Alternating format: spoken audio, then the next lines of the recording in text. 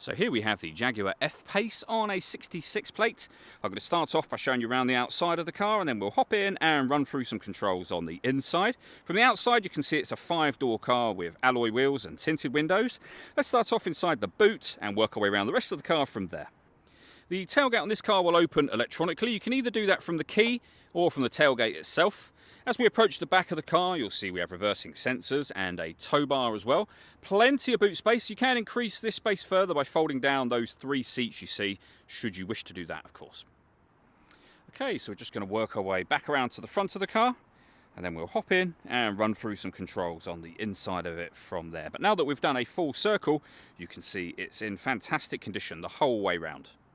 Just briefly before we climb in, I think it's well worth seeing the interior from this exterior point of view. There's plenty to run through on the dashboard, so let's hop in and we'll do that now. Okay, now that we're inside the car, we're going to start with the dials. On the left-hand side, first of all, we have the speedometer. We have the rev counter over on the right-hand side. In the centre, you can see the main trip computer, which includes a fuel gauge called a temperature gauge, digital readout for the speedometer at the very top, and at the very bottom, the total miles of the car. Firstly, they are 76,475, and to the right hand side of that it will show you what gear this car is in. It's an automatic, so of course we're in park at the moment. If we back out to the steering wheel, on the left hand side we have stereo and phone controls. On the right hand side we have our cruise control, speed limiter, heated steering wheel, and behind the steering wheel the plus and minus pedals. That is so that you can change up and down a gear manually with this automatic gearbox. Over in the centre we have the touchscreen.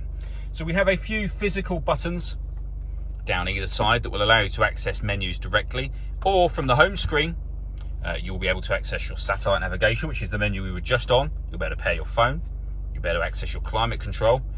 You can also access your media settings as well.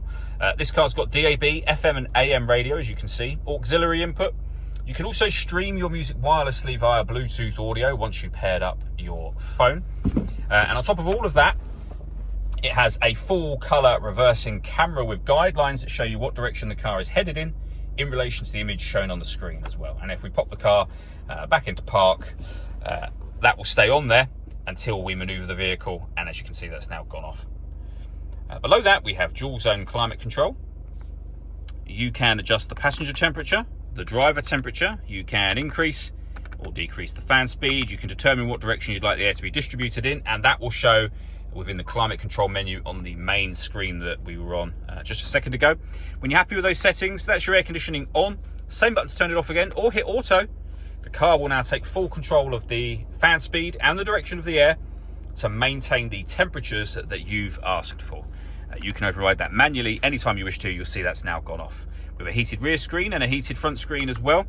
Up on the main screen you can control your heated seats, as you can see. So that's your driver and passenger seat there with 3 different heat settings each. Main volume for the stereo is here. Start and stop button for the engine. We have the dial that is the gear lever essentially in this car. So we're in park at the moment. We have reverse, neutral, drive and sport all available on there. And then we can turn off the stop and start. This car is designed to cut out when it's stationary in traffic to save you fuel.